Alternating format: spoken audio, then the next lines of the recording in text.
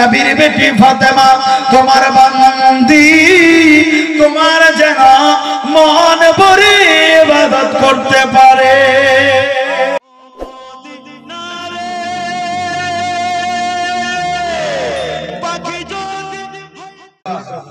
জি হযরতে মা ফাতেমা তো জাহরা রাদিয়াল্লাহু তাআলা আনহা, কথা থেকে কথা বার হয়ে যায়।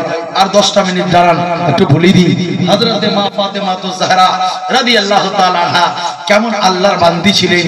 হযরতে মা ফাতেমা তো জাহরা আল্লাহর দরবারে যেটাই চাইতেন আমার আল্লাহ দিয়ে দিত। জোরে বলুন না সুবহানাল্লাহ। কেন? হাদিস প্রমাণ করে ফরজ নামাজের সাথে সাথে, ফরজ ইবাদতের সাথে সাথে বান্দা যখন বেশি বেশি করে নফল করতে লাগবে, আর ও বান্দা আল্লাহর বান্দা থাকবে না, আল্লাহর বন্ধু হয়ে যাবে। কি হবে? আল্লাহর বন্ধু হয়ে যাবে।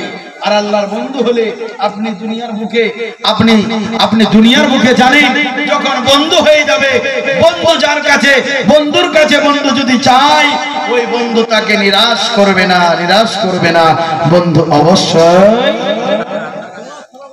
দিয়ে দেবে। হযরতে আম্মা ফাতেমা তো জাহরা রাদিয়াল্লাহু তাআলা আনহা পয়গাম দিলেন। হ্যাঁ হ্যাঁ বসে যান, খালি 5 মিনিট খোলাসাটা বয়ান করে দিই। পয়গাম দিলেন। হযরতে আম্মা ফাতেমা বলতে লাগলেন, আমি নবীর জবান দ্বারা শুনেছি গো,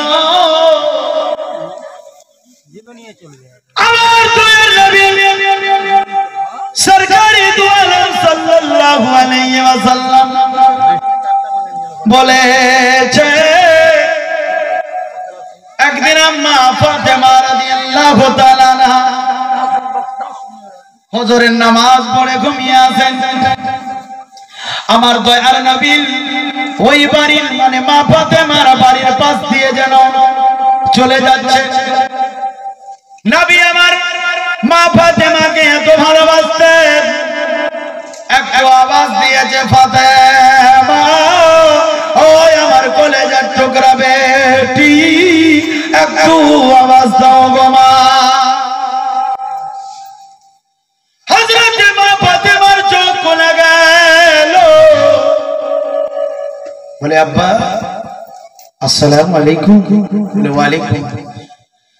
বলে কি ব্যাপার বেটি, তুমি কি ঘুমিয়ে গেছিলে? বলে আব্বা আজকে ফজরের পর চোখ লেগে গেছিল, ঘুমিয়ে গেছিলাম। বলে বেটি ফাতেমা ঘুমাবে না, ঘুমাবে না, যতক্ষণ অবধি আকাশে সূর্য উদয় না হয়ে যায়। বলে আকা ইয়া রাসূলুল্লাহ, নবী গো কি করে দিয়েছি? আমার নবী বললেন, বেটি ফাতেমা নামাজ পড়ার পর আল্লাহর ফেরেশতারা প্রত্যেকের বাড়িতে আল্লাহর পক্ষ থেকে রুজি নিয়ে যায়, আর ওই বান্দা যদি ঘুমিয়ে যায় তার কপালের রুজি সেদিনকার জন্য উঠিয়ে নেওয়া হয়। মানে রুজিতে বরকত হবে না, রুজিতে বরকত হবে না। বলে বেটি ঘুমাবে না, কিন্তু ও তো নামাজ পড়ে ঘুমিয়েছিল।